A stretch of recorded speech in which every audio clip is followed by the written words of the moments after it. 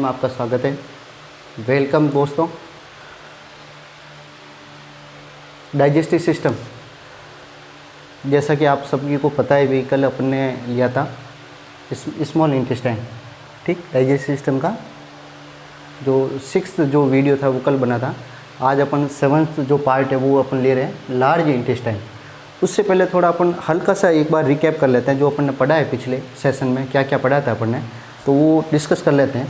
जैसा कि आपको पता है कि अभी एक तो ये चीज़ ध्यान में रखने वाली बात है, इंस्पेक्टर बहुत आ रहा है ना, इंस्पेक्टर, राइट, ठीक। थोड़ा सा बता देता हूँ मैं रिकैप करने में। सबसे पहले जैसे अपन इसोफेगस लेते हैं, इसोफेगस में क्या होगा जल्दी जल्दी बता देते हैं, नहीं तो अपना वीडियो बहुत लंबा हो जाएगा। अपर इसोफेजियल स्फिंक्टर यह होगा जहाँ से इसोफेगस स्टार्ट होगी। उसके बाद में लोअर इसोफेजियल स्फिंक्टर यहाँ होगा, है ना, जहाँ से स्टोमक स्टार्ट होता है, ठीक। उसको अपन क्या कहते हैं, लोअर इसोफेजियल स्फिंक्टर। उसके बाद में स्टोमक जहाँ से एंड होगा और ड्यूडेनम जहाँ से स्टार्ट होगी उसको क्या कहेंगे, आपको पता है, जैसे पाइलोरी स्फिंक्टर, है ना, पाइलोरी स्फिंक्टर,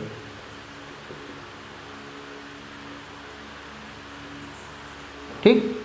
और यहाँ से फिर स्मॉल इंटेस्टाइन स्टार्ट हो जाती है। अच्छा, स्मॉल इंटेस्टाइन में वापस अपन थोड़ा रिपीट कर लेते हैं। स्मॉल इंटेस्टाइन कहाँ से स्टार्ट हो गई, पाइलोरी स्फिंक्टर से। उसके बाद में देखा जाए तो इसके कितने पार्ट्स हो गए। फर्स्ट पार्ट जो हो गया ड्यूडेनम हो गया, सेकंड हो गया जो जेजुनम हो गया, और लास्ट जो स्मॉल इंटेस्टाइन का जो पार्ट है वो इलियम हो गया, ठीक। ये अपन ने कल पढ़ा था, ये अपन ने कल पढ़ लिया था। ड्यूडेनम, जेजुनम और इलियम,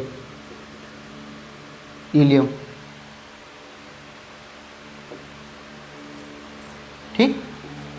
अब अपन ने देखते हैं स्मॉल इंटेस्टाइन, स्मॉल क्यों कहते हैं, क्योंकि इसका जो डायमीटर है, उसका डायमीटर जो है वो छोटा होता है। अप्रॉक्स कितना होता है, 2.5 सेंटीमीटर से 3 सेंटीमीटर तक इसका स्मॉल इंटेस्टाइन का जो डायमीटर होता है, इसलिए इसको स्मॉल इंटेस्टाइन कहते हैं। नंबर 1 ड्यूडेनम कहाँ से स्टार्ट हो गई, ड्यूडेनम हो गई स्टोमक के जस्ट पाइलोरिक स्फिंक्टर से। और ड्यूडेनम में आपको पता है कि जैसे स्टोमक से जो है वो बोलस इसोफेगस से स्टोमक में आएगा बोलस, उसके बाद बोलस का ब्रेकडाउन होगा। स्टोमक की कुछ स्ट्रक्चर ही ऐसी होती है जो जिसको अपन एलओसीपी कहते थे, जो लॉन्गिट्यूड लेयर जो हो गई, लॉन्गिट्यूडाइनल और ऑब्लिक, और उसके बाद में सर्कुलर, ये 3 टाइप की जो अपन ने लेयर्स बताई थी मसल्स की। तो मसल्स का जो बोलस का जो ब्रेकडाउन होगा स्टोमक में, उसके बाद वो क्या बनेगा, काइम बनेगा। क्या बनेगा, काइम। और ये इसकी ड्यूडेनम में एंट्री होती है विथ एसिडिक फॉर्म में। क्यों, क्योंकि स्टोमक में जैसे एसीएल बहुत ज़्यादा होता है, नॉर्मली जो 0.9 to 1.2 जो पीएच, इसकी पीएच होती है, इसलिए हाईली एसिडिक होता है स्टोमक में काइम। और काइम कहाँ एंट्री होगी इसकी, ड्यूडेनम में। ड्यूडेनम में क्या होता है, ड्यूडेनम में जो 3 टाइप्स के जो जूस हो गए वो उसके साथ में काइम के साथ में मिक्स हो जाएंगे। कौन कौन से, जैसे इंटेस्टाइनल जो है जूस हो गया, वो इंटेस्टाइन जो खुद सीक्रेट करेगी। उसके बाद में पेनक्रियाटिक जूस हो गया जो कॉमन बाइल डक्ट से आएगा, है ना, पेनक्रिया से, और लीवर से आएगा जो बाइल है, जो बाइल सिक्रेशन है वो लीवर से आएगा। तो इस तरीके से फिर ये क्या बना देगी, एसिडिक को न्यूट्रलाइज करके एल्कलाइन फॉर्म में बना देगी, राइट। ये ड्यूडेनम में जब एंट्री होती है तो। और जैसा कि अपन ने बताया भी था कि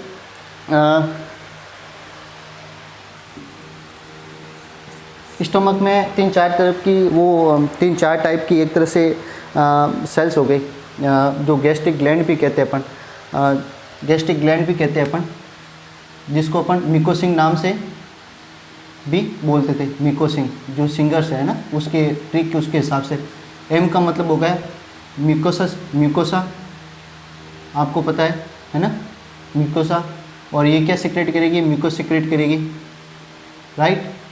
ई के बाद में ई से क्या बना, एंटेरो, एंडो, क्राइनल सेल्स, राइट। उसके बाद में ये क्या करेगी, हार्मोन सिक्रेट करेगी, ठीक। उसके बाद में सी से क्या बना, chief cell, zymogen cell, peptic cell या पेप्सिनोजन सेल। ये क्या करेगी, ये करेगी साहब इनएक्टिव फॉर्म में पेप्सिन का सिक्रेशन करेगी, पेप्सिनोजन का सिक्रेशन करेगी, जो कि HCl की प्रेजेंस में ये क्या करेगी, HCl की प्रेजेंस में पेप्सिन बनाएगी, एक्टिव फॉर्म में पेप्सिन बनाएगी, जो कि प्रोटीन का डाइजेस्ट करती है। यहाँ तक अपना क्लियर हो गया था। और O से क्या बना, ऑक्जेंटिक सेल, O से क्या बना, ऑक्जेंटिक सेल्स या पैरेटल सेल्स। और पैरेटल सेल्स क्या करेगी, ये करेगी साहब HCl का सिक्रेशन करेगी और कैस्टले ऑफ इंस्टिक फैक्टर। अच्छा, HCl तो पेप्सिनोजन इनएक्टिव फॉर्म से एक्टिव फॉर्म में बढ़ाने के लिए HCl यूज हो गया। और कैस्टले ऑफ इंस्टिक फैक्टर क्या करेगी साहब, ये विटामिन B12 के एब्जॉर्प्शन में हेल्प करेगी, जो कि इलियम पार्ट में एब्जॉर्प्शन इसका विटामिन B12 का होता है। और विटामिन B12 का मतलब विटामिन B12 से क्या मतलब आपको पता है, विटामिन B12 की कमी हो जाने से पर्नीशियस एनीमिया भी होता है, जो कि अगर लॉन्ग टर्म अगर आप एंटासिड ले रहे हैं या गैस्ट्रेक्टोमी किसी पेशेंट की हो रखी है, तो उस समय अपने को विटामिन B12 है वो भी डॉक्टर्स जो प्रेस्क्राइब करते हैं और उसको देना पड़ता है। उसके साथ में अगर इलियम पोर्शन में कहीं मिस्टेक हो गई और विटामिन B12 का एब्जॉर्प्शन नहीं होगा तो उसको भी पर्नीशियस एनीमिया हो जाता है। तो यहाँ तक अपने कंप्लीट कर लिया था। इसके बाद में जैसा कि मैंने बताया था कि भाई अगर एक स्ट्रक्चर ले, अगर एक इंटेस्टाइन के छोटा सा पीस अगर ले अपन, ले, ये स्मॉल इंटेस्टाइन है, तो इसमें जैसे कि बताया था कि माइक्रोविलेज, फोल्ड ऑफ कर्करिंग वगैरह ऐसा कुछ, अगर आपको वीडियो देखा हो तो पता होगा, ये इस तरीके की स्ट्रक्चर स्मॉल इंटेस्टाइन में होती है। तो अगर अपन इस बात करें इसकी, तो इसको क्या कहते हैं अपन, फोल्ड ऑफ कर्करिंग। क्या कहेंगे, fold of Kerckring, right, fold of Kerckring, या कह दीजिए आप प्लीके सर्कुलेरिस, प्लीके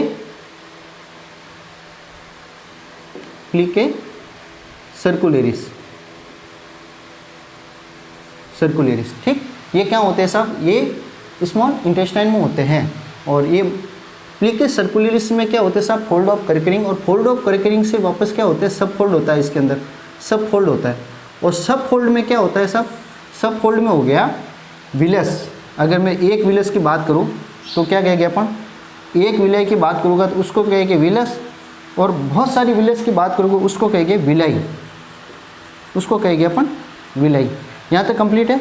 और विलय की अगर मैं विलस की अगर बात करूँ, स्ट्रक्चर की बात करूँ,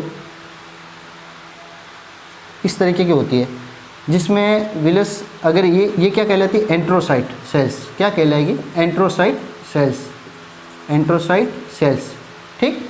या अपन इसको कहेंगे एब्जॉर्प्टिव सेल्स, या कहेंगे क्या कहेंगे अपन, एब्जॉर्प्टिव सेल्स, ठीक। इसके ऊपर एंट्रोसाइट सेल्स जो होती है या एब्जॉर्प्टिव सेल्स होती है, उसके ऊपर भी क्या होती है, माइक्रोविलेज। क्या होती है, माइक्रोविलेज,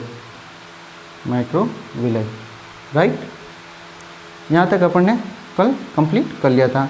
माइक्रोविलेज होती है तो ये क्या करती है साहब, ये 600 गुना तक, कितना गुना तक, 600 टाइम्स, 600 गुना तक इसका जो सरफेस एरिया है इंटेस्टाइन का वो बढ़ा देती है। इसलिए इसका एब्जॉर्प्शन जो है ज़्यादा से ज़्यादा इसमें एब्जॉर्प्शन होता है, इंटेस्टाइन में एब्जॉर्प्शन होता है। और इसके अंदर की साइड में क्या बताया था, जैसे कि गॉबलेट सेल्स। क्या होता है, गॉबलेट सेल। और गॉबलेट सेल्स का काम क्या होता है साहब, ये म्यूकस सिक्रेशन करती रहती है। और ये स्ट्रक्चर जो है कहाँ होती है, ये विलेज, माइक्रोविलेज, ये इस तरह की स्ट्रक्चर कहाँ होती है, होल पूरी की पूरी एलिमेंट्री कैनाल में जो स्मॉल इंटेस्टाइन है वहाँ पे होती है। लेकिन ये सबसे ज़्यादा फोल्ड ऑफ कर्करिंग या पिल्कुलर सर्कुलेशन ये क्या होती है साहब, ये होती है जेजुनम पार्ट में। कहाँ होती है साहब, जेजुनम पार्ट में, राइट। यहाँ तक कंप्लीट। इसलिए अपन कहते हैं कि मैक्सिमम डाइजेशन मैक्सिमम अगर डाइजेशन की बात आएगी, फूड का डाइजेशन मैक्सिमम कहाँ होता है स्मॉल इंटेस्टाइन में, तो वो होगा साहब आपके ड्यूडेनम पार्ट में। और मैक्सिमम एब्जॉर्प्शन की बात करेंगे, मैक्सिमम एब्जॉर्प्शन कहाँ होता है, तो वो होगा साहब जेजुनम पार्ट में, राइट। अब ड्यूडेनम को ड्यूडेनम के क्यों कहते हैं कि अगर ड्यूडेनम मीन्स ये होता है कि 12th फिंगर ड्यू मतलब 12th फिंगर की अगर अपन लेंथ देखें, उसकी विड्थ देखें, तो विड्थ एंड चौड़ाई देखें अपन, तो विड्थ के अकॉर्डिंग उसकी लेंथ होती है, इसलिए ये। और जेजुनम से मतलब ये होता है कि एम्प्टी होना, खाली होना, है ना। जैसे कैडावर में तो डेड बॉडी वगैरह होती है तो उसमें ज़्यादा से ज़्यादा मसल्स रिलैक्सेशन हो जाती है, तो सबसे पहले जो जेजुनम ये आगे उसको पास कर देती है डाइजेस्ट या इनडाइजेस्ट फूड को, ठीक, इसलिए इसको जेजुनम।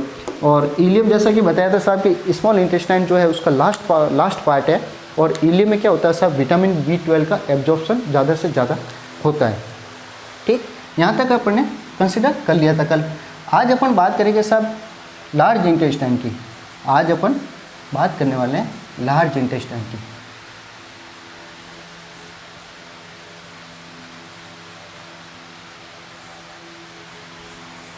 अच्छा, एक चीज़ और बताई थी कल, जैसे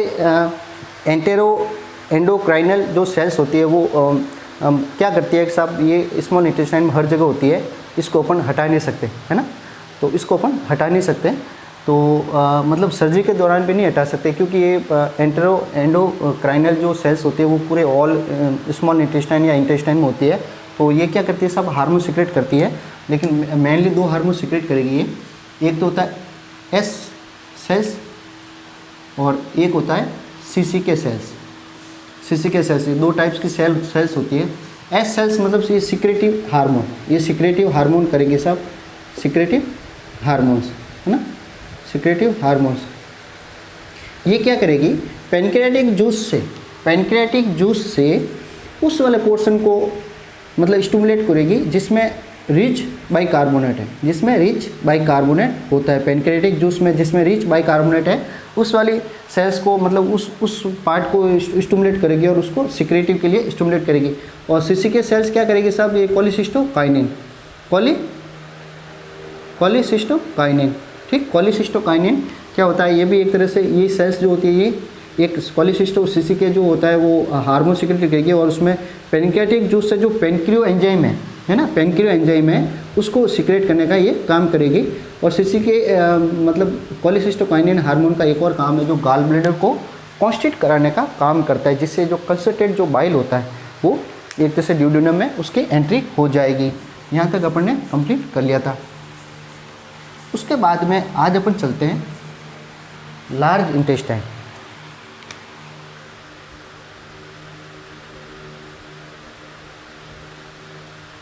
उसके बाद में अपन लार्ज इंटेस्टाइन पे चलते हैं। जैसा कि इसमें आप देख रहे हो,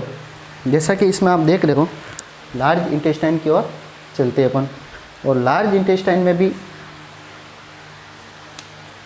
डायग्राम में आप जैसा कि देख रहे हो, ये ड्यूडेनम हो गई, रेड में ड्यूडेनम हो गई, ड्यूडेनम से फिर स्मॉल इंटेस्टाइन में हो गया, जो कि ड्यूडेनम से फिर जेजुनम, और जेजुनम से फिर टर्मिनल इलियम। तो यहाँ पे अपन मान के चले टर्मिनल इलियम, लास्ट पोर्शन जो होता है इलियम का वो टर्मिनल इलियम। और टर्मिनल इलियम से जो पार्ट अटैच होता है वहाँ से लार्ज इंटेस्टाइन स्टार्ट हो जाती है, जिसको एक पाउच होता है जिसको अपन कहते हैं सिकम, जिसको क्या कहेंगे साहब आप, सिकम कहेंगे, है ना। सिकम से लार्ज इंटेस्टाइन स्टार्ट हो जाती है, नंबर 1। सेकंड ये है कि लार्ज इंटेस्टाइन का जो फर्स्ट पार्ट होता है वो होता है सिकम। सिकम क्या है साहब, सिकम एक आप यूँ समझो कि सिकम जो है अपनी ह्यूमन बॉडी में वेस्टिजियल पार्ट है। क्या है साहब, सिकम वेस्टिजियल पार्ट है। वेस्टिजियल ऑर्गन कह दो, वेस्टिजियल पार्ट कह दो, एक ही बात है। वेस्टिजियल पार्ट है साहब, और ये क्या है, ब्लाइंड सेक है। क्या है, ब्लाइंड सेक कहते हैं इसको, ब्लाइंड सेक।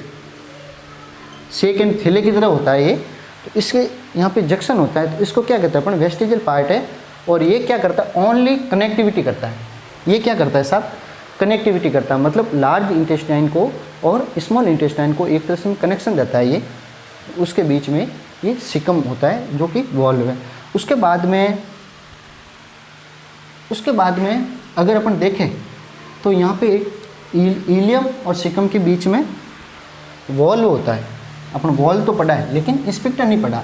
लेकिन अब समझने वाली बात यह है कि यहाँ पे सिकम के बीच में वॉल्व और इंस्पेक्टर दोनों होते हैं। इलियम और सिकम को जोड़ने वाली वहाँ पे एक वॉल्व, इलियोसिकल वॉल्व कहते हैं, जिसको क्या कहते हैं अपन,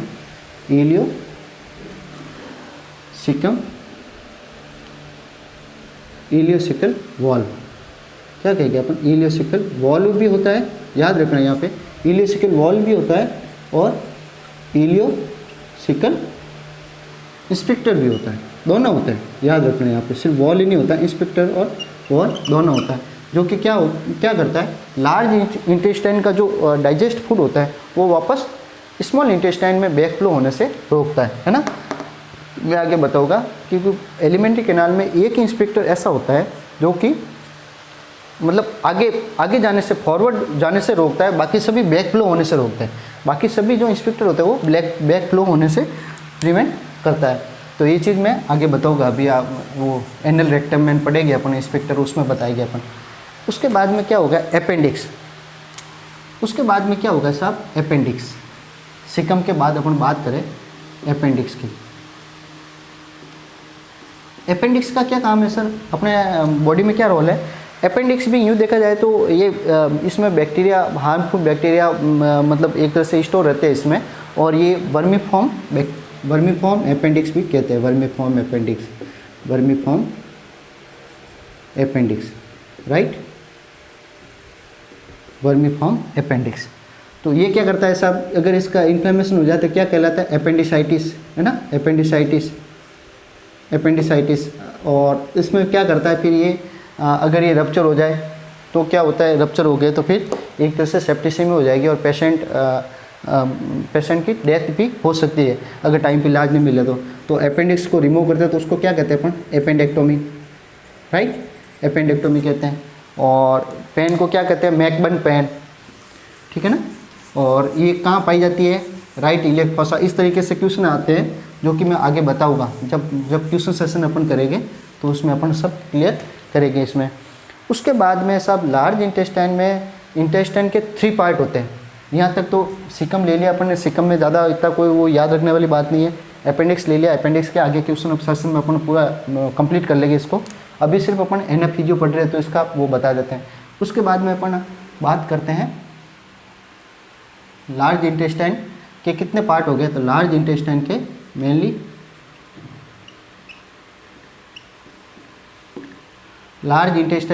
कितने पार्ट हो गए, तो मेनली हो गए 3 पार्ट। कितने हो गए, लार्ज इंटेस्टाइन के कितने पार्ट हो गए, तो मेनली हो गए 3 पार्ट। कौन कौन से, सबसे पहले अपन बात करें सिकम, उसके बाद बात करें कॉलम,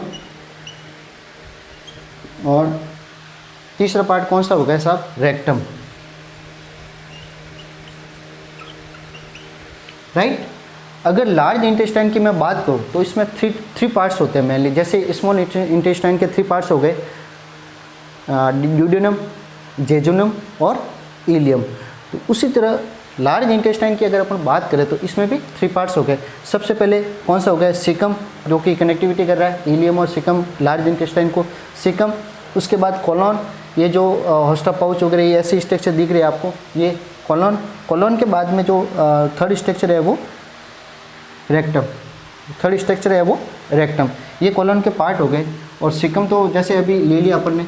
अगर मैं कॉलोन की बात करूँ तो कॉलोन में भी वापस 3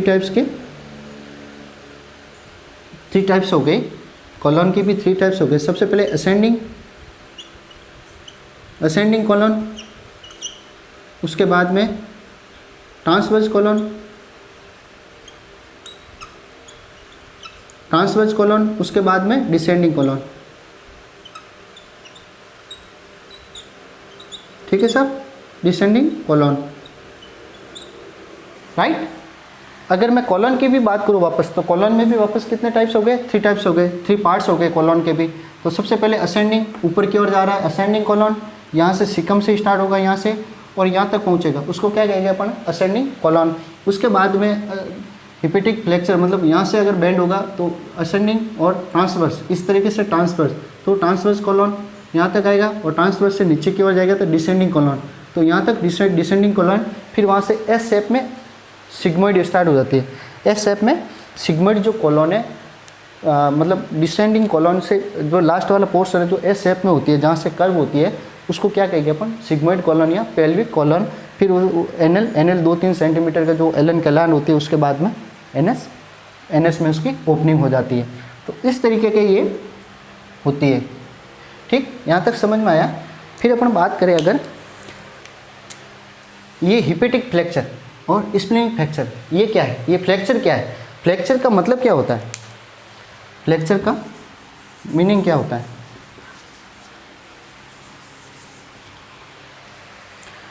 असेंडिंग कॉलन के बाद में ये अपन कहेंगे हिपेटिक फ्रैक्चर। हिपेटिक फ्रैक्चर का मतलब ये हो गया कि यहाँ पे जो हिपेटिक जो लीवर का जो एरिया होता है, लीवर का जो एरिया होता है, तो उसको क्या कहते हैं अपन, हिपेटिक कहते हैं। तो लीवर के एरिया में एक एंगल बनाता है, कॉलन एक एंगल बनाती है, एक कर्व बनाती है, एक बैंड बनाती है। ये बैंड बन गया है ना, इस तरीके से बैंड बन गया, तो उस जगह को क्या कहेंगे अपन, हिपेटिक फ्रैक्चर। इसी तरह से स्प्लिन यहाँ पे रहता है, तो स्प्लिन का जो कर्व या एंगल बनता है, स्प्लिन के पास में से कॉलन का जो कर्व बनता है, उसको क्या कहेंगे अपन, स्प्लिनिंग फ्रैक्चर। ठीक, राइट। अब यहाँ एक बात और देखने वाली बात है कि स्मॉल इंटेस्टाइन में, जैसा कि अपन पढ़ा था, स्मॉल इंटेस्टाइन में और लार्ज इंटेस्टाइन में।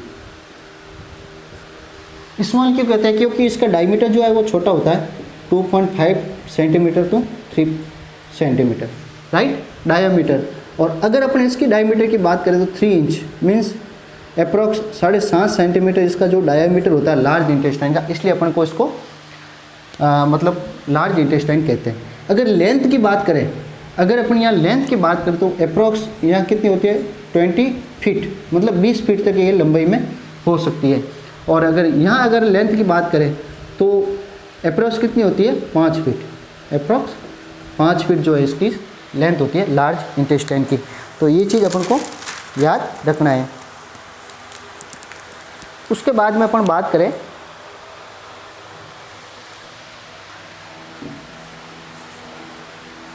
कॉलन की। कॉलन को थोड़ा वापस देख लेते हैं।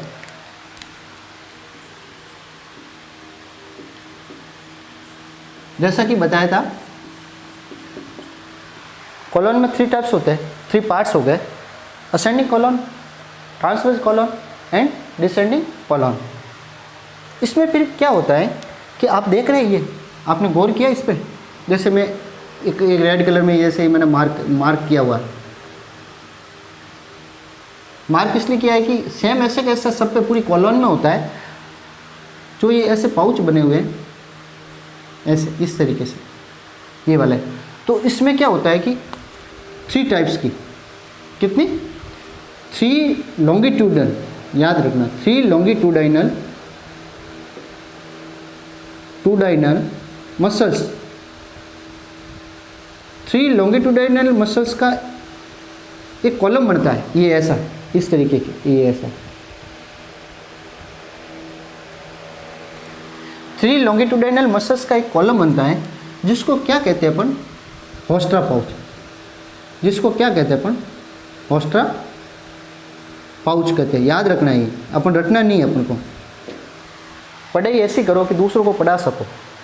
एग्ज़ाम पास करने के लिए या फाइट करने के लिए क्या करना है, आप अगर आपका पूरा बेसिक कंसेप्ट क्लियर है तो उसमें मज़ा भी आता है, समझने में भी मज़ा आता है और किसी को समझाने में भी मज़ा आता है। इसलिए आपके कंसेप्ट क्लियर होना चाहिए कि होस्ट्रा पाउच क्या होते हैं, टीनिकुले क्या होता है ना, ये सारी चीज़ें, फिर मज़ा नहीं आता। अगर आपको पढ़ना ही है तो ऐसा पढ़ो कि वास्तव में आप किसी को भी समझा सको, किसी को भी अच्छे से एक्सप्लेन कर सको, तभी मज़ा है।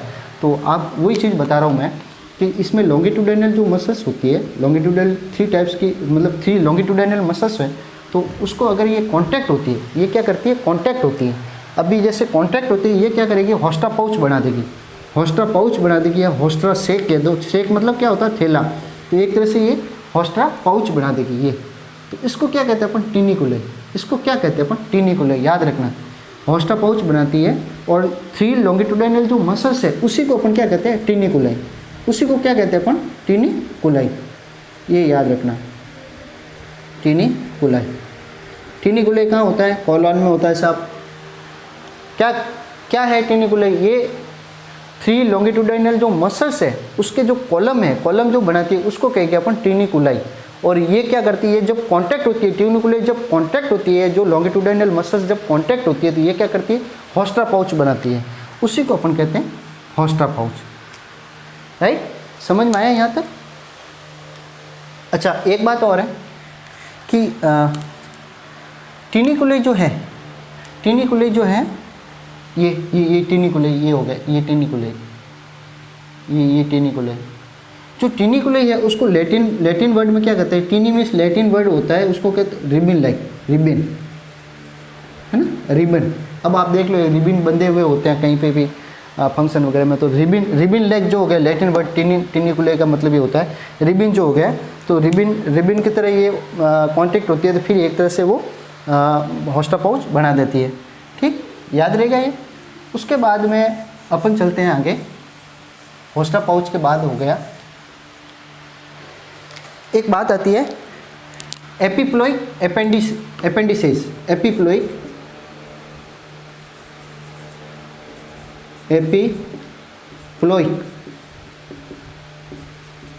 एपेंडिसेस। एपिप्लोइक एपेंडिसेस क्या होता है, ये वाला, ये देखो ये वाला एपिप्लोइक एपेंडिसेस क्या होता है ना। तो ये क्या होता है कि सीकम से लगा के, अच्छा होस्टा पाउच पूरी कॉलोन में होती है, यहाँ से सीकम से स्टार्ट होती है और ये अपने जो एनल कैनाल है उससे पहले सिग्मोइड कॉलोन तक ये जो होस्टा पाउच रहते हैं, नंबर 1। दूसरा कि एपिप्लोइक एपेंडिसेस कहाँ से स्टार्ट होती है, ये होती है साहब सिकम से स्टार्ट होती है, और रिट्रो सिग्मोइड जो होता है, रिट्रो सिग्मोइड कॉलोन जो होती है, रिट्रो सिग्मोइड कॉलोन मतलब अंदर की तरफ ये यहाँ तक है, जो सिग्मोइड कॉलोन जो है यहाँ तक भी ये होस्टा पाउच की तरफ ये एपिप्लोइक एपेंडिसेस होता है। एपिप्लोइक एपेंडिसेस है क्या, एक्चुअली में ये है क्या, ये सब सिरोसल फेट है। क्या है ये कॉलोन में सब सिरोसल फेट मतलब फैटी सब्सटेंस है। फैटी येलो कलर का जो फैटी सब्सटेंस होता है उस तरह पे है, येलो कलर में फैटी सब्सटेंस कह दो आप, फैटी सब्सटेंस है, येलो कलर में जो दिखते हैं फैटी सब्सटेंस है, वो स्ट्रक्चर क्या बनाती है, एपिप्लोइक एपेंडिसेस बनाती है, जो कि पूरे सिग्मोइड रेट्रो सिग्मोइड कॉलोन तक रहते हैं। ये येलो कलर में होते हैं साहब। और इसका अपन को फ़ायदा क्या है, इसका एक फ़ायदा है बहुत तगड़ा वाला, ये इस तरीके के। इसमें फ़ायदा ये है कि अगर किसी पेशेंट का एब्डोमेन एक्सरे करवाता है, जैसे इंटेस्टाइनल ऑब्स्ट्रक्शन हो गया या इंटेस्टाइनल कोई भी सर्जरी करनी है उसकी, या प्लेटलेट्स वगैरह ज़्यादा है, या उसका कोई डायबिटिकुलेटाइटिस मतलब बेन एब्डोमेन की कोई भी डिजीज़ हो गई उसको, तो एक्सरे चेस्ट मतलब सॉरी एब्डोमेन एक्सरे करवाते हैं। तो एब्डोमेन एक्सरे में स्मॉल इंटेस्टाइन और लार्ज इंटेस्टाइन को डिफ्रेंशिएट करने के लिए जो सर्जन होते हैं वो यही इसमें ज़्यादातर देखता है। सबसे पहले क्या देखेगा वो, स्मॉल इंटेस्टाइन और लार्ज इंटेस्टाइन को डिफ्रेंशिएट मतलब उसको अलग अलग करने के लिए क्या देखेगा वो, सबसे पहले तो उसमें होस्टा पाउच देखता है। होस्टा पाउच राइट, और होस्टा पाउच इसमें देखता है कि ट्यूनिकुलाई जो कॉन्टैक्ट किया हुआ, तो एक्सरे में होस्टा पाउच जो है पूरी कॉलोन में साफ दिख जाते हैं, तो स्ट्रक्चर है उसकी, है ना, होस्टा पाउच उसमें देखे जाते हैं। और उसके बाद में एपिप्लोइक एपेंडिसेस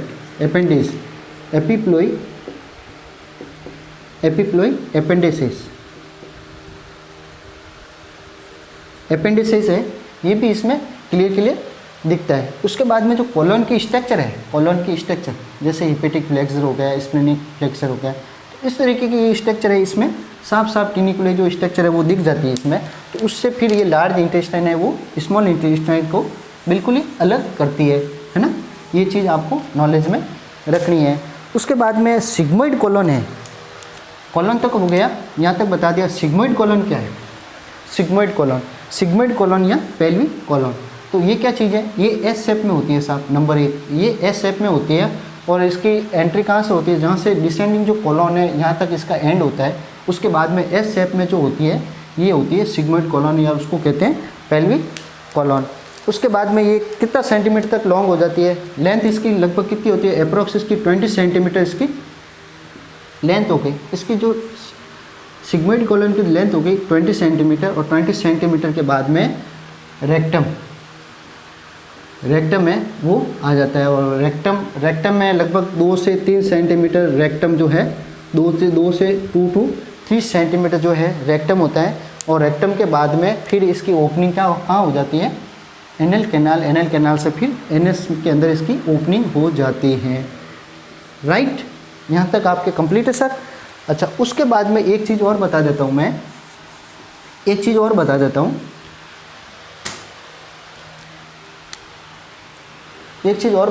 मैं, कि एनल कैनाल के मतलब अंदर 2 तरह के स्पिक्टर होते हैं एनएस के अंदर, है ना। 2 तरह के स्पिक्टर होते हैं।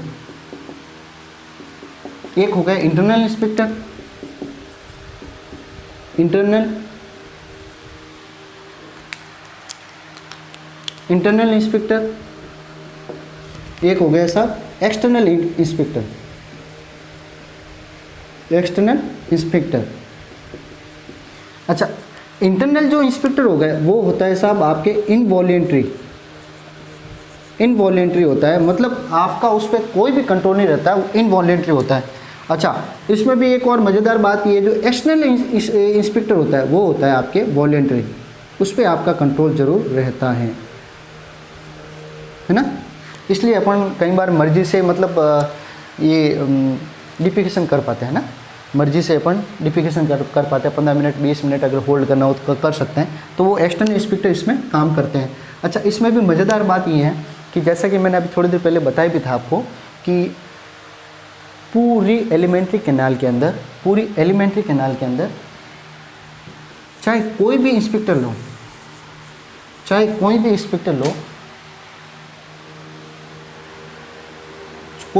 लो, जैसे upper oesophageal sphincter, right, lower oesophageal sphincter, right, उसके बाद में पाइलोरिक इंस्पेक्टर, उसके बाद में आ जाओ आप इलियोसिकल इंस्पेक्टर, राइट।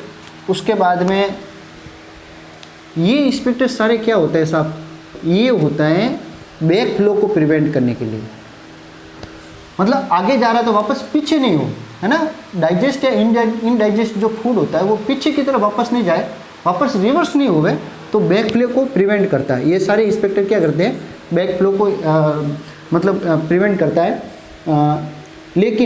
लेकिन इंटरनल जो इंस्पेक्टर होता है, इंटरनल इंस्पेक्टर जो कि इनवॉलेंट्री होता है, यही एक ऐसा इंस्पेक्टर होता है जो कि आगे जाने से इनवॉलेंट्री होता है, जो कि बैक फ्लो नहीं करता है लेकिन आगे जाने से उसको रोकता है, फिर ये कंट्रोल से बाहर हो जाता है तो फिर आगे भेज देता है। ठीक, ये होता है यहाँ तक।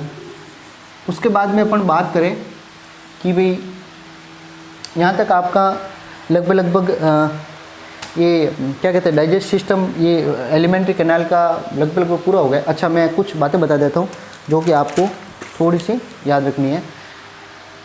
कॉलोन के अंदर गुड बैक्टीरिया की भरमार होती है एक तरह से, जो कि अपन को हार्मलेस होते हैं। गुड बैक्टीरिया कॉलोन के अंदर है ना। कौन कौन से है, ई कोलाई बैक्टीरिया, उसके बाद में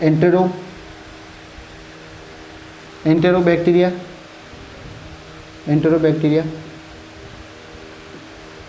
उसके बाद में स्ट्रेप्टोकोकस,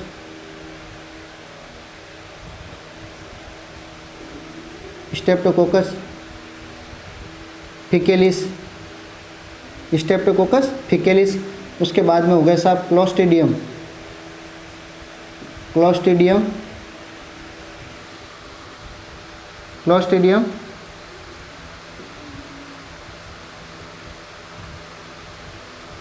परफिंगस,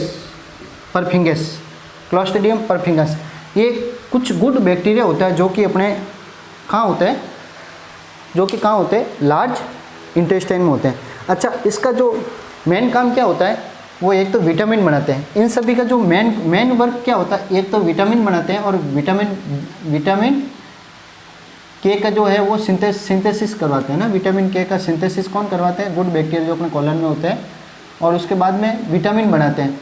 विटामिन बी कॉम्प्लेक्स जो है सब वो विटामिन बनाते हैं, जैसे विटामिन B1 हो गया, विटामिन B2 हो गया, विटामिन B12 हो गया। तो ये बी कॉम्प्लेक्स क्या है, कौन बनाते हैं, गुड बैक्टीरिया जो है वो बनाते हैं। और विटामिन B12 है, ये लगभग कहाँ बनाते हैं।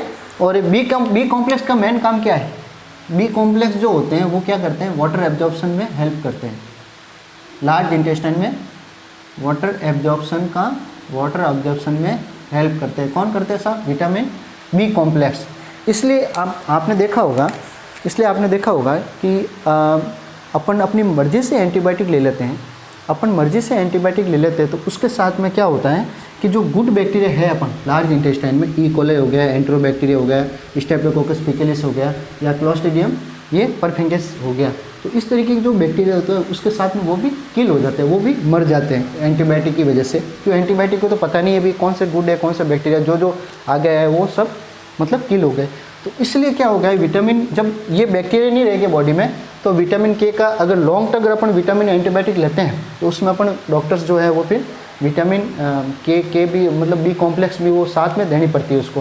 क्यों, बी कॉम्प्लेक्स अगर नहीं देंगे तो वाटर एब्जॉर्प्शन नहीं होगा, और वाटर अगर एब्जॉर्प्शन नहीं होगा तो वापस वो एज ए लूज मोशन की तरफ वो है जो इनडाइजेस्ट फूड है वो बाहर आ जाएगा, उसका लूज मोशन हो जाएगा, उसको डायरिया हो जाता है। इसलिए आपने सुना होगा कि कई एंटीबायोटिक्स ऐसे हैं जो ज़्यादा हैवी डोज में लेने से अपन को लूज मोशन हो जाते हैं। इसलिए अपन बिना डॉक्टर के प्रेस्क्रिप्शन में कभी भी एंटीबायोटिक नहीं लेनी चाहिए, ये याद रखने वाली चीज़ है।